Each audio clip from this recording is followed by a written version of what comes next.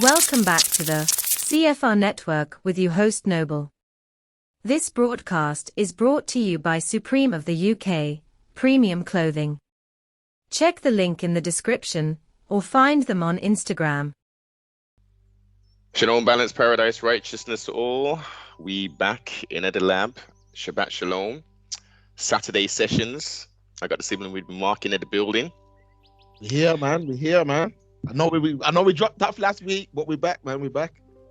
Definite, man. Technicals, work schedule, well, not even work schedule, life schedules and stuff. But, you know, we back, man. We definitely back. Trustfully going to be another entertaining build. Make sure you're over there and like, comment, subscribe, share, and all the rest of the things. I know y'all doing it already. But yeah, man, before we even get into any of the topics, sibling, what it do, man? How's the week been treating you? Yeah, man, it was actually my birthday on Wednesday, so I've just been taking it easy since then, relaxing, took a few days off, put my feet up, and yeah, that's it, man. I'm looking to enjoy this Easter weekend, whatever this is, and Bank Holiday Monday before I get back to it, man. So yeah, and you see how the weather's looking. Yo, sibling, the sun has shined through the blinds, man. Shit. Yeah, man. And listen, belated born day greetings, man. My week's been crazy, as they always are, man. All praise to the Most High, man. I cannot complain about the status of things in my day to day, man. There's just not. The only thing I can complain about is there's not enough hours in the damn day to do your work, to do the podcast, to have a life, to do other revenue streams and all them thing there. But it's challenging, man. I'm enjoying it. I'm in this thing, man. Now, when you say that, though, I agree, because every day, honestly, every single day goes by in a heartbeat. It goes by in a heartbeat. And like I said, I think yesterday is one of the first times I've actually, since I've been living in this property, I've been able to come out and have a nice walk and, just enjoy my area. Usually I'm always home, sleep, back out, home, sleep, back out. Yeah, man. So yeah, I'm enjoying it. Just shiggity, man. It's good, and you just brought something to my remembrance, because Thursday, I went literally 15 minutes from the palace into an area that I've never ever been to before. It's literally 15 minutes from the palace. You go on and I'm in drive? Nah, drive still, as it was work related still, but it just opened my mind up to say, raw, I could just jump on the bike and just drive down here, and I'm in the country. I'm blatantly in the country. Yeah, man. That's actually my next. I'm not going to say invest. Well, it is an investment because it's an investment into health. But my next actual big purchase is going to be an electric bike. Yo, okay. Yeah, my brother's got one. Listen, he let me have a go on it. Listen, I ain't forgot that moment since. The bike, and he literally goes everywhere on that now. Yeah. Children, but he goes everywhere on it. And I went on it one time. I said, yo, I need this. These are crazy. For shiggity. Mountain bike. So when you're going up hills, you can turn on the electric. Yes. And then, yeah, man. So I'm going to start, doing some cycling and that. So I'm just looking into what the best one to get and all that kind of stuff. Yeah. You see, great minds, as to say, think alike, because I've been inspired in the same vein, but not from physical, but from peeping a youth on the old boob tube called DJ Audits. My man's got something called portable something that he takes out and does his thing still, and it looks nice, man. It's neat, lightweight. I think he gets like 25 or 35 miles an hour. Get out of it. That's crazy. Yeah. I may be incorrect, but those are the figures that are jumping to my mind at the moment still. You can map them, there's all kind of stuff now, but you can map them, all kind of things, man. Yeah, man. Just a different way to kind of, get your calories in. I mean, get your calories out. Yes. Get that cardiovascular system and the lungs, the respiratory system flowing and stuff. Listen, health is wealth, man. Listen, health is wealth. Where we can carve out some time, where we can at least 30 minutes, even if it's just a light stroll around the pit arc or something, man. If you ain't got gym membership, then do some walking and shit, man, at a minimum. That's it, man. It's very, very important, man. And it's not just important for your for your physical health, but I believe it's very, very important for your mental health too. Because, Right. you know, there's some mornings, you know, I do not want to go gym, but I know that I'll have a better day if I Yeah. go gym. Yeah. Like, you got to get that burn on, you got to get that sweat on, man. It's very important, man. Well, you know what, the endorphins, that serotonin levels, as soon as you leave, what's like, for me, it happens probably 10, 15 minutes in when you just get that rush. Like, initially, the first 10 minutes, you're kind of like, yeah, I need to get this done still, you know, da. And then 10, 15 minutes in, you get that kind of adrenaline dump, and you're like, yeah. I got 10 sets on that to do. I gotta go over there, and then I'm gonna finish off doing the cardio and thing. And when you leave, you're on a vibe, you're buzzing. You got, as I say, you got the adrenaline flowing through all your body. You got the serotonin. You know, everything is just on a high when you leave after doing your physicalities. Real talk. Very, very important. And that's why, you know, I constantly tell people, you know, even if it's 15 minutes a day, you know, a walk or whatever it may be, just get it in, man, because it's important. And it don't matter what time as well. As we just been building, there's not enough hours in the day to do what we want to do. So generally, it's AM for me if I'm going to go to the gymnasium, and I'm talking about stupid AM, or I'm going like last thing at night, you know, 11, 10, 11, 12. Those are the times where you can get in, do your thing. You don't have to wait. Yo, how many reps you got? How many sets you got left on this thing? Or can I join in? There's none of that. You just go in, blast out your 45 minutes to your hour, and that's it, done. Real talk. And how I do it, I've got my thing kind of set up now where I've actually got traditional working hours now, opposed to before where it was all over. So I go gym like 6:30, 7. Yeah. And you know the maddest thing, I don't know how it is for everyone else, but at that time, it's the same people always in the gym. Yeah, man. The same people are in that gym every morning, rain, sleet, or snow. It's crazy. Absolutely dedication.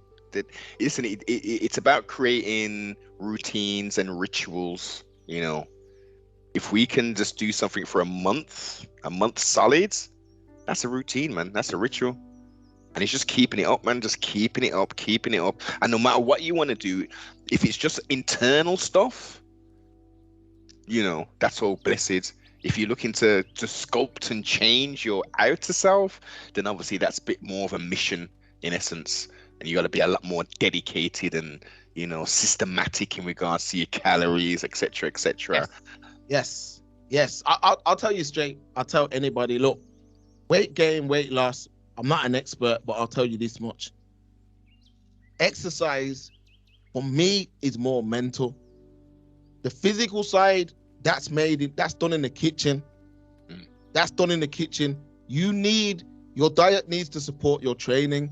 So if you're someone who's trying to look like, you know, one of them MMA fighters, or you're trying to look like one of them muscled up dudes, or one of them kind of brothers, you eat to do that. And plus, it depends on your genetics too. Yes. So I mean, that's where it is. Because I don't have no vices. I don't drink. I don't smoke. None of that. So my only and salute sibling, because you're one of the only siblings that I know that is literally, I can count on one hand, you and a next sibling who's a couple of years older than us still. And yeah, man, teetotal. That's what I'm saying. The food is the vice. So when other men are getting their little, because obviously, you know, I've all my friends, everybody. So I mean, you included, who have their, you know, they might have a little 1 or 2 or whatever. That's how they, you know, a man might have a little glass of wine, or a man might have a Guinness, or a dragon. A dragon step. You know how it goes, Noble. So a man will have his thing to just, after a long day at work, you've done all right, let me have a glass of wine. So there's nothing wrong with that at all. Mine is more health related, because as you know, Noble, I've been getting them ever since about the age of, I think, about 7, 8. I get extreme migraines, the worst, the ones where you lose your vision too. Ooh, you still, well, hold up. Okay, let's examine that then. So has that not sort of retreated now you've gotten older? Or, because for It's me, a lot better. yeah, yeah. Have you still get them, Noble? Yeah, man. Yeah. Listen, sibling, I had one yesterday. I was just about to leave the house with the Empress, the palace, I should say. I don't know why I said house, the palace. And I just see these little things at the side of my eyes, and I'm like, oh no, oh dear, we got the migraine coming on. So then I quickly start drinking whole heap of water. I close my eyes for about 10 minutes. Then the full thing comes on, the big circles. Oh, yeah. Yeah, man, I get the big circles on, and it's always generally on one eye. It's not both eyes that are affected, it's only one eye. So I can see perfectly fine out of one eye, and the other eye, it just rings a light, and all that stuff. So I said to the Empress, yeah, I don't even got migraine. She's like, you're joking. I was like, yeah, don't worry about it though. Just give me 10 minutes, because I was thinking it's only going to be a light one. And praise the Most High, sibling, I just got the warning signs, a little bit of pressure at the back of my eye. As I say, I murdered about a liter of water, with a little bit of lime in that there. And then, blessed, gone. So when I get them, they're just real light. Now I might get one where it might linger a little bit, and it's the full. You get the visual warnings, and you get the pounding headache thing, and you've got to go into total darkness. That's far and few between that, sibling. Okay, so when I started to get them as a youngster, I was honestly, it's the scariest thing that can happen. Yep. It's good to actually speak to somebody else who knows what you're talking about, because people don't understand this, who don't suffer from them. But I remember the first time I got a migraine, I didn't know what was going on. I'd probably get one every 3 months, from about the age of about, I'd say from secondary school to probably like my first few years outside the school. Now, there's triggers. Do you remember that? Yes. Sunny Delight? Oh shit! Yeah.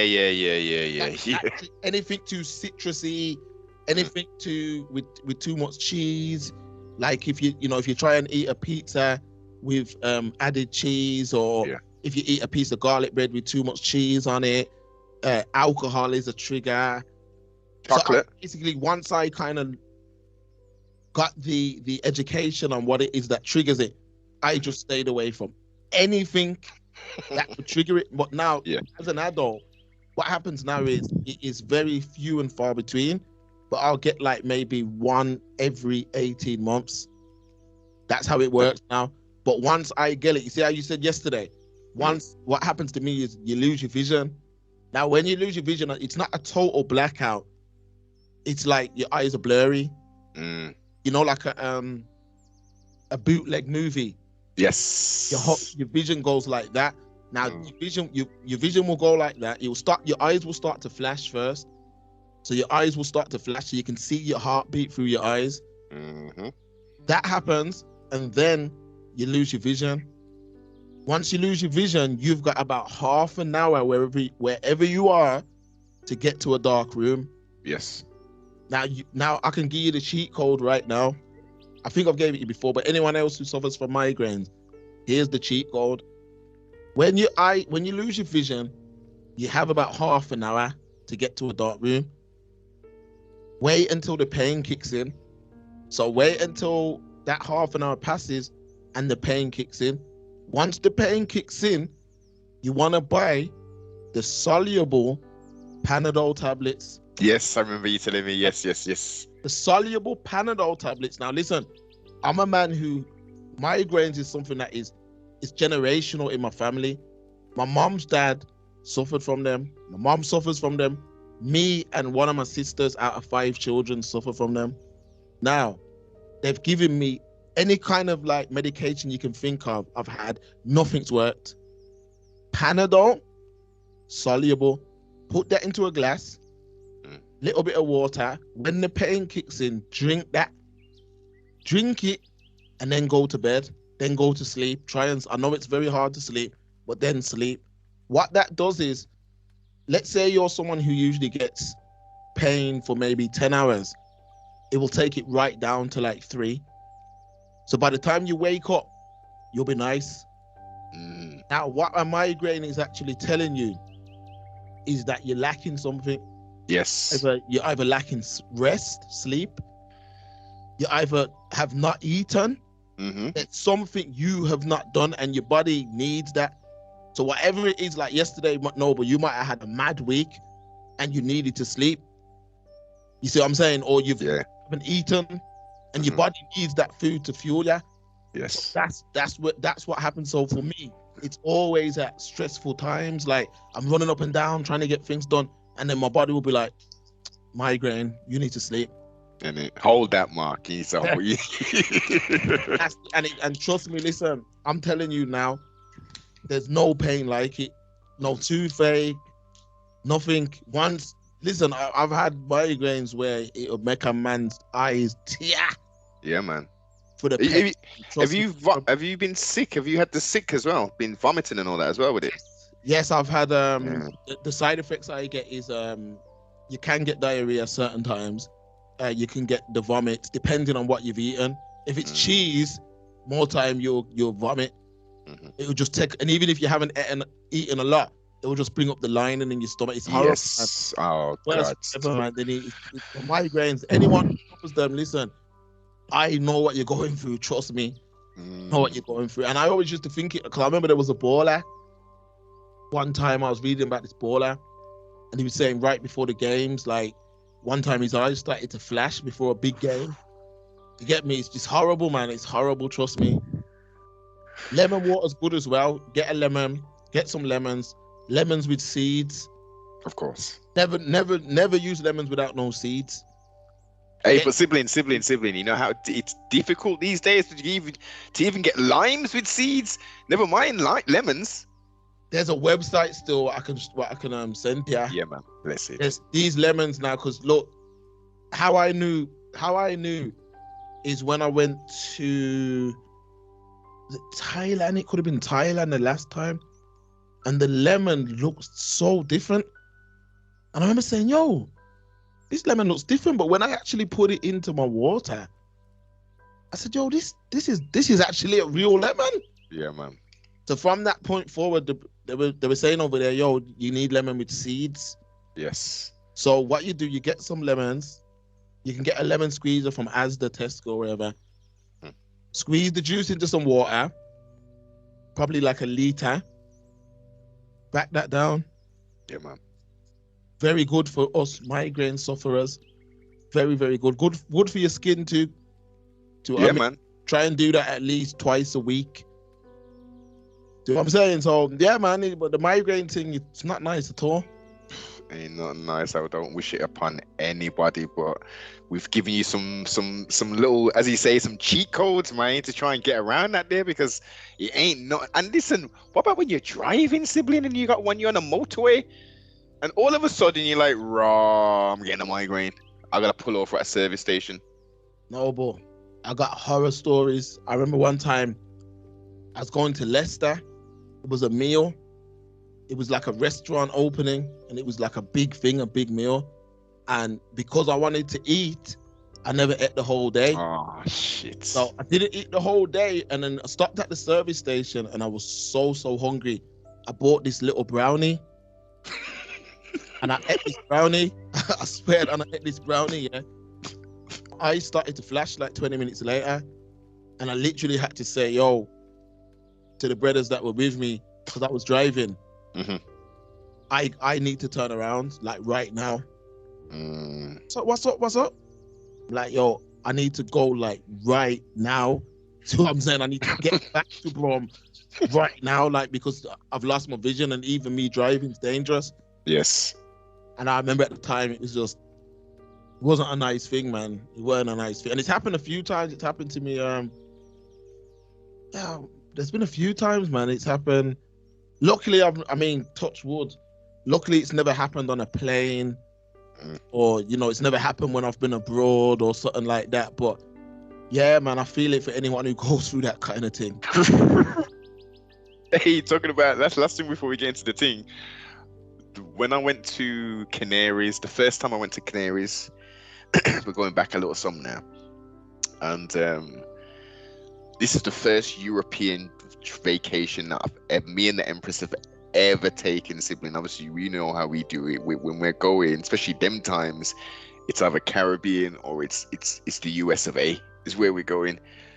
So food on the plane and all that, you take advantage of that, etc. Cut a long story short, I'm on Thomas Cook, and I'll say it proud and loud. I'm on the Thomas Cook thing.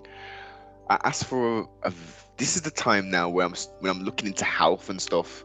So I think I'd stop eating the swine and all that kind of stuff probably about maybe longer than that, about 6 years prior to that. So it was like, I know they put pork in everything, so I'd ask for a vegetarian thing. I ate the food now. What I could eat, because when you ask for vegetarian things, stuff these days, they want to put cream in everything, and I don't drink cow pus, so cream is a no-no for me. So I eat the thing now. Within about 20 minutes, I get this sensation. I know when I'm going to be sick, or when I got food poisoning, because I get like an excess of saliva in my mouth, and I'm thinking, what's going on here? Yeah. 5 minutes later, I couldn't even get up quick enough. I had to grab a flipping sick bag. You know, they got the sick bags in the front in the little something. Yeah.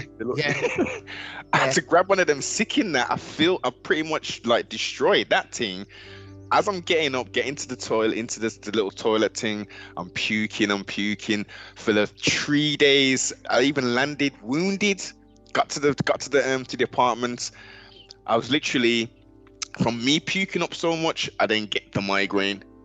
So for 3 days, I was done. I was only there for 7 days. I was literally sibling, in the bedroom, in the Canaries for 3 days straight.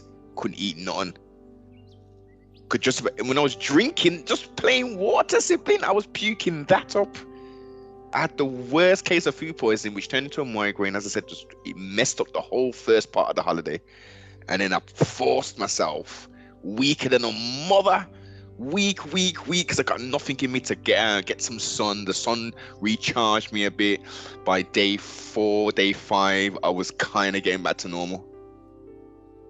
Wow. Mad thing.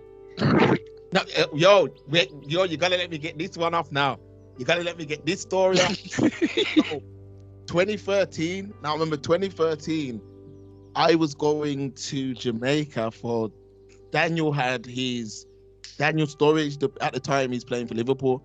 He had a show. Remember we were chatting off. Remember we connected. Remember? Yes, we was in Barbados, and yeah. Barbados at the time, and what happened was, he was putting on a show in yards, and he's like, Mark, I want you to come to the show. Paid for man's flight, everything. Gave me money, everything. Like, yo, literally like a week's notice. Like 1 week's notice. The following week, I'm in Jamaica for 2 weeks, all inclusive. It was crazy. Now, this is what changed me before going on flights. So just before, the night before, I ended up eating some chicken pasta. This is the night before. I ate some chicken pasta. I won't say the establishment, but I ate some chicken pasta. Ate this chicken pasta, had a flight in the morning. No, but when I got up, when you get up in the morning, your stomach's usually flat. Yes. Because your stomach's empty. I got up in the morning and you could tell this thing was sitting on my stomach. I'm like, yo, something ain't right, yeah? Bang some water and all that. I'm like, yo, nothing ain't mashing up my trip. No, but when I tell you, as I've got into Birmingham Airport, I couldn't stop vomiting. Oh, shit. I could not stop, but it was horrible. I even said to them, like, yo, I can't come. I cannot come. I'm not like this. I ain't getting on no plane like this. Now, when I tell you I'm sitting in the airport and I've just vomited on the floor. Shit. Like the airport's jam packed and I've just vomited on the floor. Like no one wanted to sit next to me, nothing. It was horrible. Now listen to this, to top it all off. You know the announcement has come through like doo-doo. Flight 7127 delayed for 10 hours. Raw. Yeah, man. We were delayed for 10 hours.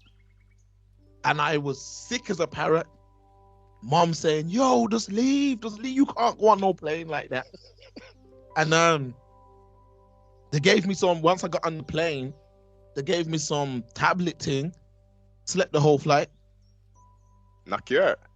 Slept the whole flight, and there was this girl, this sister with her son who sat next to me and kind of nurse, man. Blessed. Kind of nurse, man, like, you know what I mean? Put a towel down, all kind of things.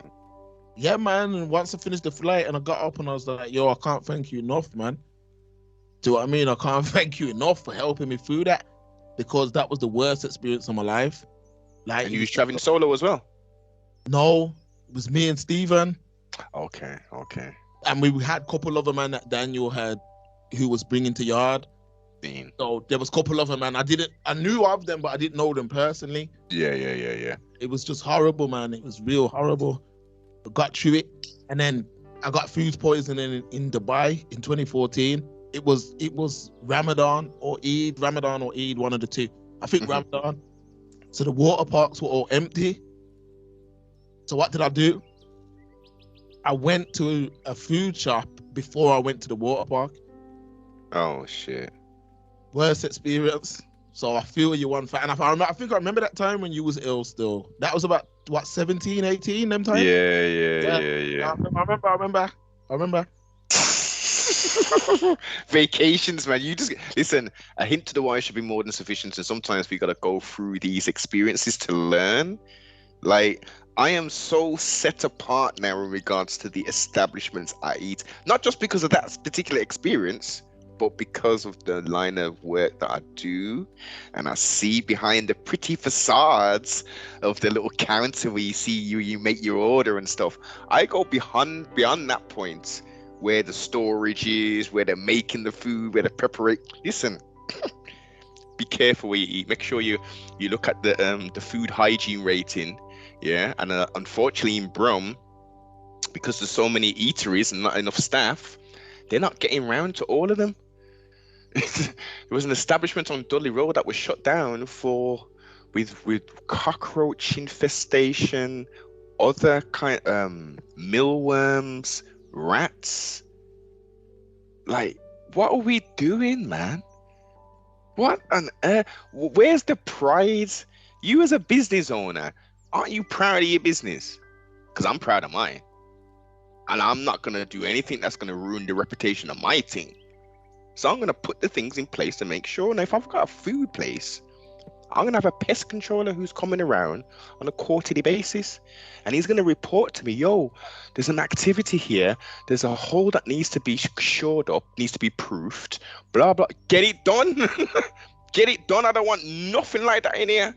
Can you come more frequently than every quarter if necessary? Like, but no, these people ain't doing nothing. And people are blindly just walking in, $1.99, yeah, man, I'll get my drink, my two pieces of chicken and fries. How can that cost $1.99 when you go to McNasty's and you can't get the same? You know, it is noble. We can really build on this, you know. Food has just become about business. That's why. Food is not something that should only be about business. There are certain careers that you need to have a passion for it. Yes. Now, I'm going to break something down. If you are a receptionist, you don't really need to really care about the job you're doing, because you're a receptionist. You don't really have, with all due respect, there's not that much importance on your job. Realistically, you're going to get jobs worse that come into an establishment where, you know, they may see your bad attitude as a problem. But for the most part, you're going to have people who just want to get to their appointment. They don't give a damn who's sitting at the desk. Now, when it comes to food, your attitude is very, very important, because food is something that a person is putting into their body. Like, people don't seem to understand how important food actually is. Like, it's something that, yeah, we eat, you know, we do it socially, all of that, but we need food to survive. Now, when you're going to buy food, if somebody who is there, who's serving the food, who really has a bad attitude, that is bad. But it's even worse when the person in the kitchen's got a bad attitude. Because what that means is they only see that food as profit. So they're not going to handle that food with care, with love. You can eat a plate of food, you know, and know that food was made with love. You can pick up a plate of food and the way from how it's presented to when you're consuming it, you can tell that the person who made it with love. Now that don't go on now in a lot of establishments. It's just about turnover, nothing else.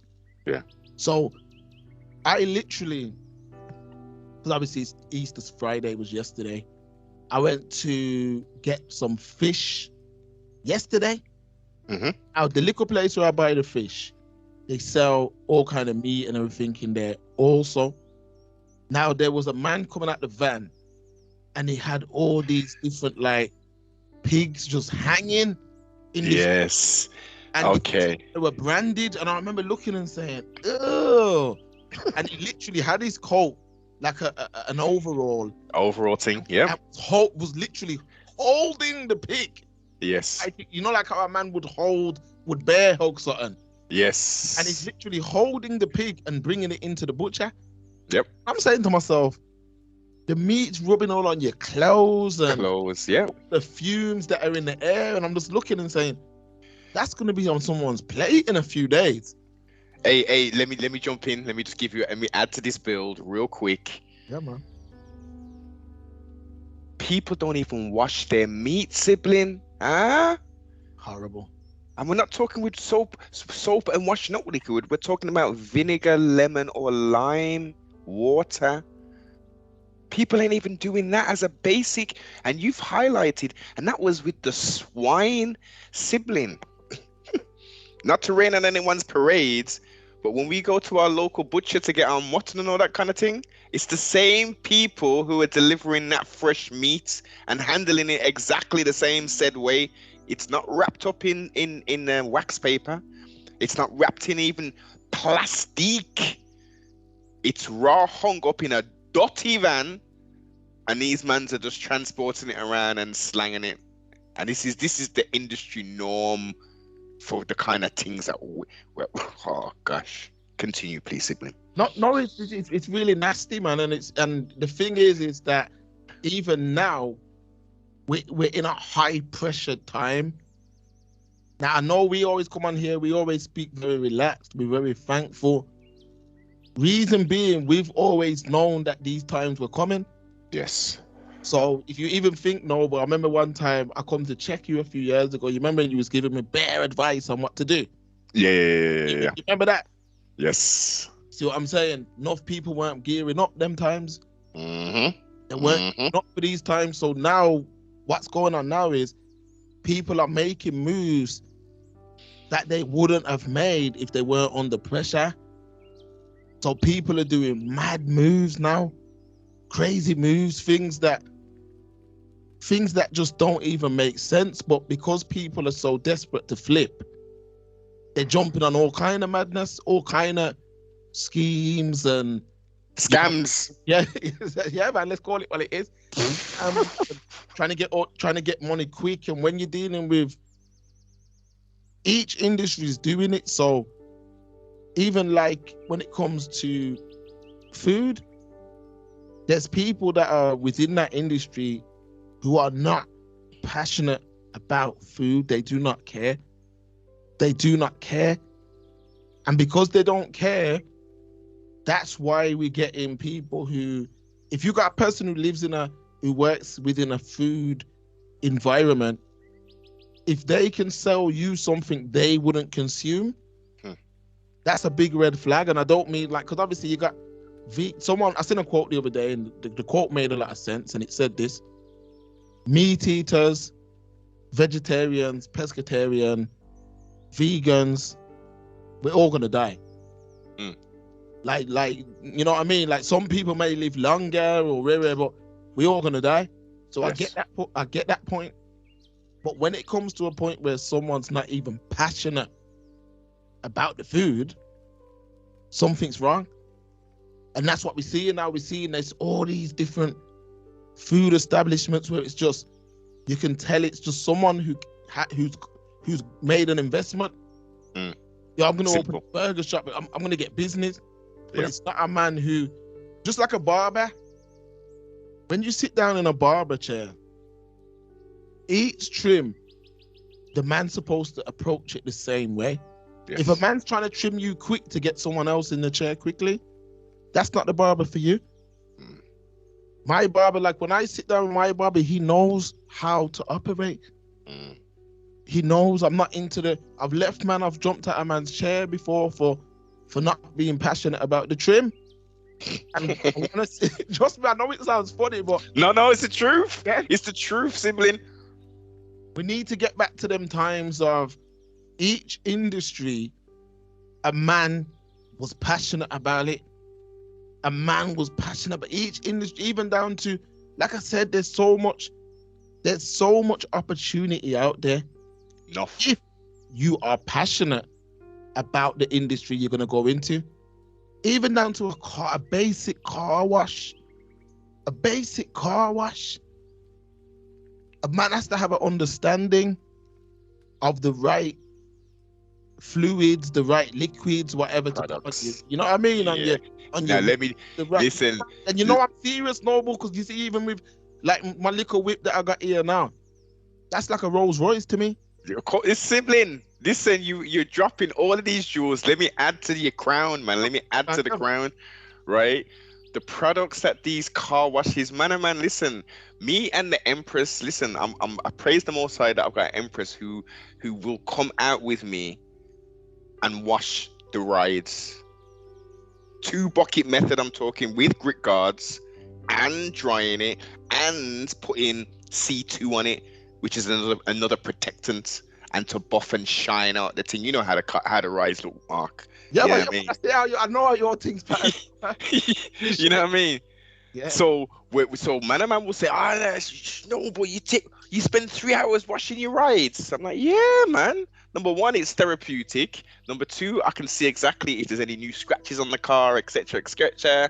You know what I mean? And I'm getting out and getting some cardiovascular exercise while I'm lugging everything out of the shed, bringing it round, setting everything up and all that thing.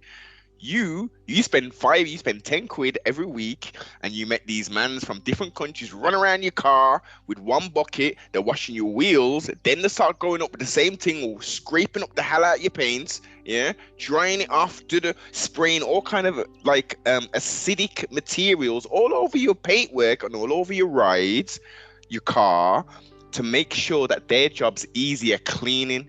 And then after a period of time, you start looking at your center caps, Mark, and you're thinking, how comes my center caps look all white and all funny? Because they're putting acid all over the thing rather than putting a pH neutral product on there, which is going to protect and take off the grit and the grime and keep your car nice. You know what I mean? I'll walk up to people's cars and I'm like, yeah, I know you go to the car wash, I can see. And I'm like, well, what do you mean? I'm like, stand at this angle and look at all these swirls all over your car. Man don't care, man. It's £10 in and out, 20-minute job, on to the next. They don't care about a 2 bucket method. They ain't gonna, as the Americans call it, detail your vehicle. Have the passion and the knowledge to say, we ain't gonna fuck no one's car up. We want to make sure this thing's cool. You might have to pay a little bit more than £10 if you want a proper detailing, but you know. Now, man, my thing's 25 a hit, yeah. And when the brother stands up at my thing, Noble, you see him polishing it down, you know. The man will polish it, and you see him stand back and look. Yes. Because he's passionate about washing my thing. I don't check them quick. Yo, yes. I just wuzz it quickly, boom, and it's done. Man, because what I'm saying is, we need to normalize. Well, businesses need to normalize understanding how hard it is to come by money nowadays. Yeah. So when I'm parting with it, you better be passionate about what you're doing. I don't care what it is, even down to a painter. You better be passionate about painting whatever it is, because I can guarantee you one thing. If you pay me for a service, if I'm offering a service, I'm passionate about it. Exactly. And I've realized that if you do anything for profit, it will always crumble. Because that's what I was trying to do before. I was trying to do big bulk things and take on more work than I could handle, because I didn't want to say no. And that's Now, difficult though, Mark. That's difficult to do, sibling. You see, for me, in my business life, in my personal life, saying no to somebody is, since a youth, I've had this issue. I find it almost impossible to say no. I agree. But there comes a time where you've got to address these things. Like, look, you've noticed all this time since you was single digits. Now you're a big grown man. You have difficulty saying no. What can you do to limit this? Because you're taking quote unquote L's and having experiences where you shouldn't necessarily have these experiences, and you just got to draw it out. You've got to stand up to the courage in your convictions and the intestinal fortitude and say, you know what, this is the price. That is it. I don't come here, to give you a overinflated price to sit here 15 minutes going back and forth. All right, then yeah, I'll knock it down 100 quid here, and yeah, we can do it. Now, I'm not here to do all that. Time is precious, man. Time is precious. If no one can buy time, people can make money, but you can't buy time. Exactly. You can't get time back, and that's why I say a man has to. It can take some time to understand that. It can take a lot of time to understand how valuable time itself is. And once you get to that point, once you get to the point of understanding how valuable time is, things start falling in place, Yes. Because I understand, man, the last few years have shown me how important time is. Like, time is priceless, man, and we can't get it. We can never get it back. Money, you can get back. Money, trust me, money's out there in abundance. You just need to meet the right person, meet the right, you know what I mean? You just need the right attitude. Money is out there. I can't stress it enough. Like, I know on the lower end of the scale, things are promoted as if like it's impossible to make money, or as if like you're stuck in a rat race forever. I'm telling you, that is not true. Nah. There's money out there, but time is way more important. Way. Listen, I don't even want to get too personal, but I've seen men who they've had it all, and they can't get it. They can't get no time back, and they will take the time over the life they've lived. Yes, they would take the time back. Trust me, that is something very important, because we're growing through life. We go through different stages, different eras. The other day, like I said, it's my birthday on Wednesday, and my cousin's birthday is the day before. And we, even if we don't speak the whole year, that day we'll speak. And he was like, yo, I can't believe I'm like 40 odd now.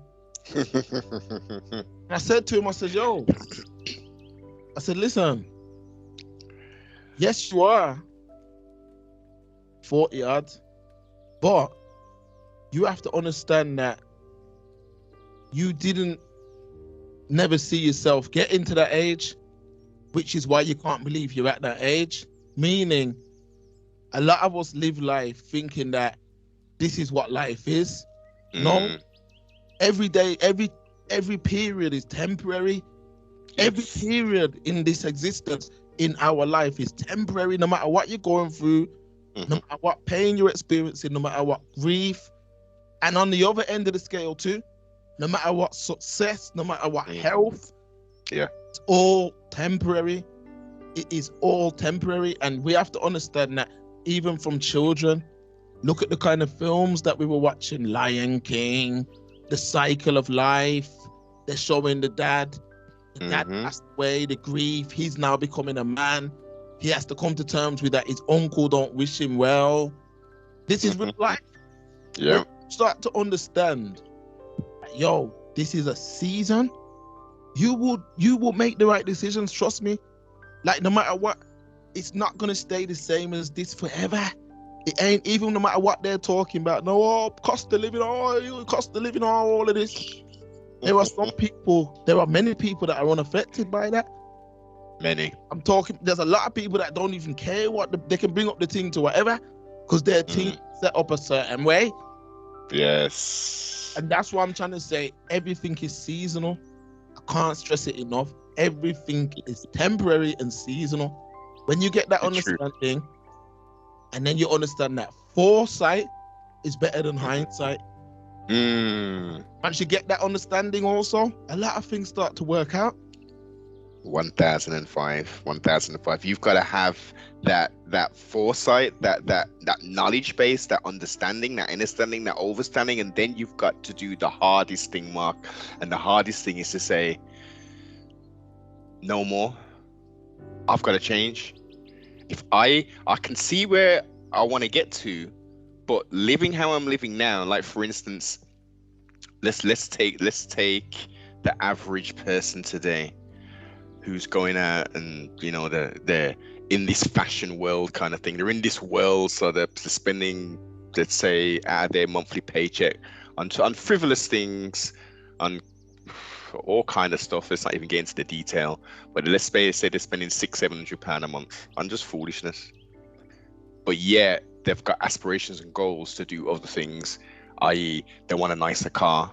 So what you need to do is you need to take a period of time out to say, look, maybe going out twice a week, 3 times a week and spending all this money, like maybe I don't need to do that. Maybe all of these parties that me and the lads or me and the girls every Saturday are going to, maybe I should do that maybe on a monthly basis, so I can then hold a pot, have that separate account to say, this is the account for the rainy day. This is the account for the spunking out every weekend kind of thing.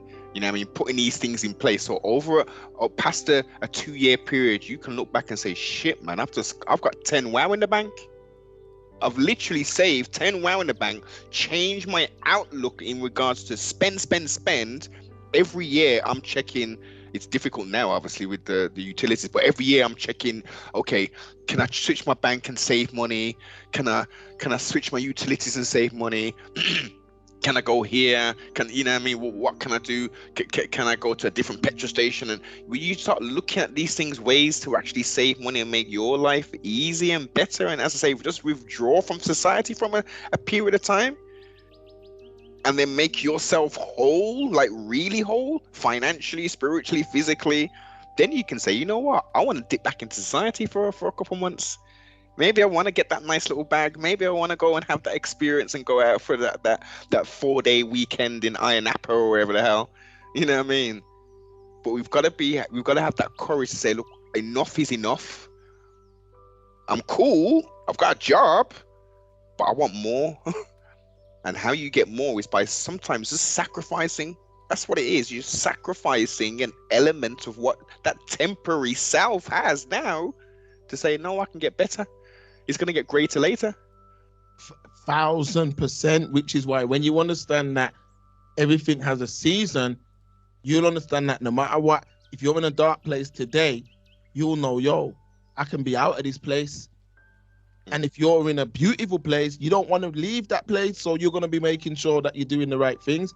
So it's like I said before, you know, just certain small decisions, certain small changes you can make, you know, just educate yourself. Like I said, these phones are at our fingertips. You can find out the answer to literally any single question in a matter of seconds. So you got to understand, when that kind of knowledge is at your fingertips, you can teach yourself anything. We actually know the direction society is moving into. Imagine if you had the pattern for a car when man was still riding horse and carriage. Like, you gotta just understand, man, there's things are there, there's ways to make dough, there's things to do legally too. Legally too, there's ways to utilize this internet, there's ways to, you know, to do whatever you need to do.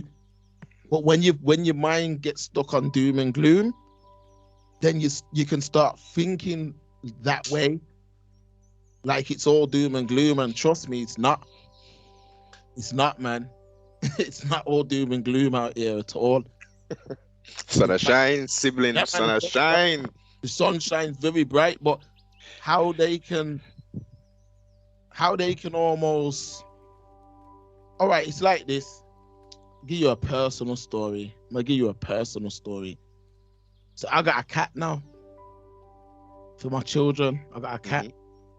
Now, this cat comes from Handsworth. So we went into Handsworth. Somebody, you know, it's always the church sister. Yes. They didn't get the cat sewn up and the cat ends up getting pregnant. So then they have to try and get rid of the kittens.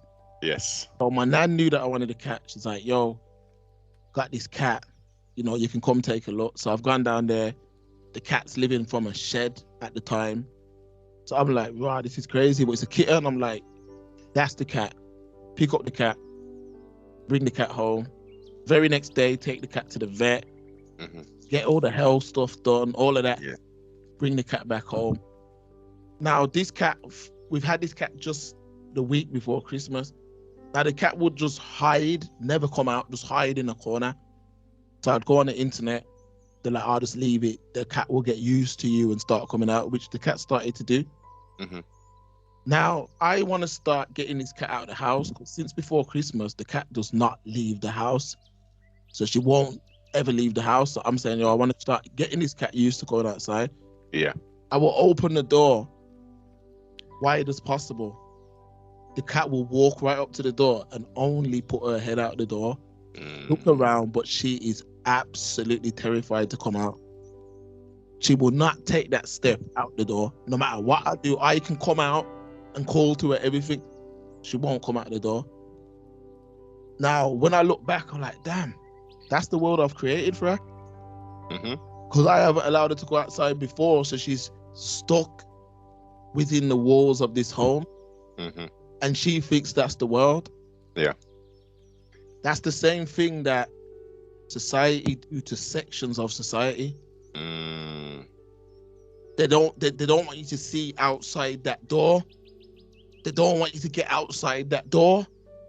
Because if you come outside that door, you're gonna know, yo, there's a whole nother world out here.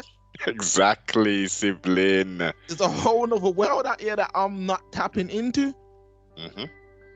And this is the problem. So I just try and show people that step outside that door. Because I stepped outside that door when I was young. And just seeing, damn, it's not only one way. Oh, you can do this. Oh, you can do that. You can fly and go here and put your money into that. And this is what I'm trying to say. And these are things that people, forget all them people on YouTube and all that trying to sell courses. Forget all of that. I'm just giving you an analogy because this could be for somebody who, you could be somebody who bakes cakes. So the door's going to look different to my door. I'm just saying, don't limit yourself to the confines of the home. Just understand that there is a million other ways to eat, but it benefits society for a section of society not to step outside of that door. And that's it. Because just like even in the pandemic, there were people who literally were like, you know, we're on furlough and A, B, and C, and all this celebration was going on. But when a lot of people didn't really understand that this is what the price for that was. Yes. That's the first thing. And then secondly, you could have £1 million. That goes to show that if you could have £1 million without no knowledge, you're in the same boat as a man with 10 grand. All it means is your sun clock is a little bit longer. And that's all I'm saying.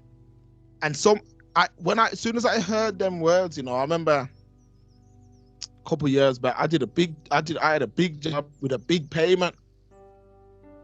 And when I'm doing this job, the man looked at me and said, yo, to him, money is just numbers on a screen.